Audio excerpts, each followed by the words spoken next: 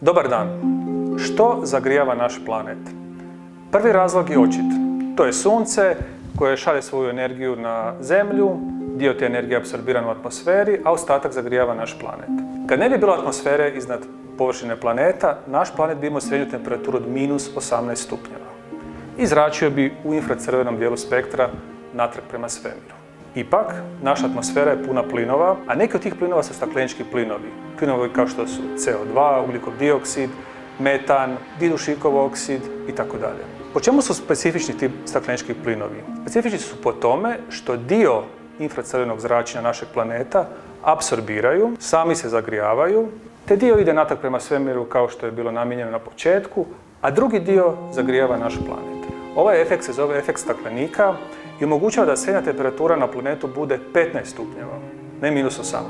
Kao takav, staklenički efekt je pozitivna stvar, omogućava sav život, temperaturu iznad ledišta vode i cijeli svijet oko sebe kojeg vidimo.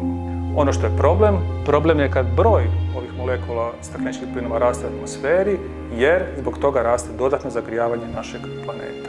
Odakle CO2 u atmosferi? Postoji prirodno, međutim, od početka industrijske revolucije mi ljudi, naše aktivnosti, gorenjem ugljena, plina i nafte, ubacujemo milijarde tona u atmosferu. 1960. smo emitirali u atmosferu gorenjem samo fosilnih goriva oko 10 milijardi tona CO2 svake godine. 2019. smo došli prema brojci od 35 milijardi tona CO2.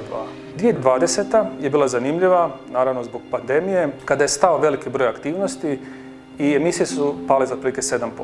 Nažalost, danas u 2021. godini vratili smo se natrag na ove prethodne iznose. Ovom broju od 35 milijardi tona treba dodati još emisije od proizvodnje cementa, posljedice deforestacije i emisije drugih plinova, ne samo CO2. U konačnici, ovo dovodi do velike količine plinova koje odgovaraju iznosu od 50 milijardi tona CO2. Ipak imamo malo i sreće. Oceani i biosfera otprilike 50 do 55% ovih plinova uspijevaju apsorbirati svake godine, tako da naše koncentracije rastu, ali možda manje nego što bismo očekivali na prvu. 1960. broj molekula CO2 na milijun molekula suhog zraka je bio 320. Danas se približavamo brojci od 420 molekula CO2 na milijun molekula suhog zraka. Iako je pandemija uzrokovala blagi pad u emisijama prošle godine, planet nije ni trepnuo, koncentracije i dalje rastu otprilike za 2,5 dijelova na milijun svake godine. Imamo porast emisija, imamo porast koncentracija.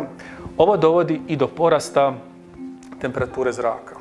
Osim mjerenja koji nam pomognu da dobijemo ovu crnu liniju na grafu, drugi alat koji klimatolozi danas koriste su klimatski modeli. Samo klimatski modeli koji uključuju procese vezane i za prirodne uzroke promjena i za one antropogene, što uključuje emisije plinova iz vulkana, promjene dolaznog zračenja iz sunca, emisije stakleničkih plinova, ali i emisije drugih plinova i čestica u atmosferu. Samo ti plinovi uspijevaju točno objasniti porast temperature koju uočimo zadnjih 100 godina, a posebno zadnjih 50 godina. Istom tipu modela možemo postaviti pitanje što sa ostatkom 21. stoljeća.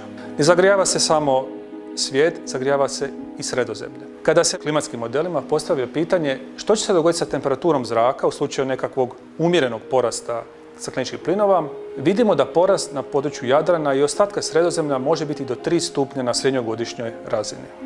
U slučaju oborine, porast ekstremnih koncentracija stakleničkih plinova, smanjenje ljetnih količina oborine može biti do 30%. Bitno je da naglasiti za područje Sredozemlja koji onako ima relativno niske količine oborine, čak i puno manje smanjenje količine oborine može dovesti do bitnog povećanja hazarda u nedostatku pitke vode, u porastu rizika od suše i šumskih požara. U sklopu Interreg projekta AdriAdapt je grupa hrvatskih i talijanskih klimatologa analizirala rezultate klimatskih modela za 6 lokacija na području Jadrana. Ovdje su prikazane tako projekcije temperature za grad Vodice.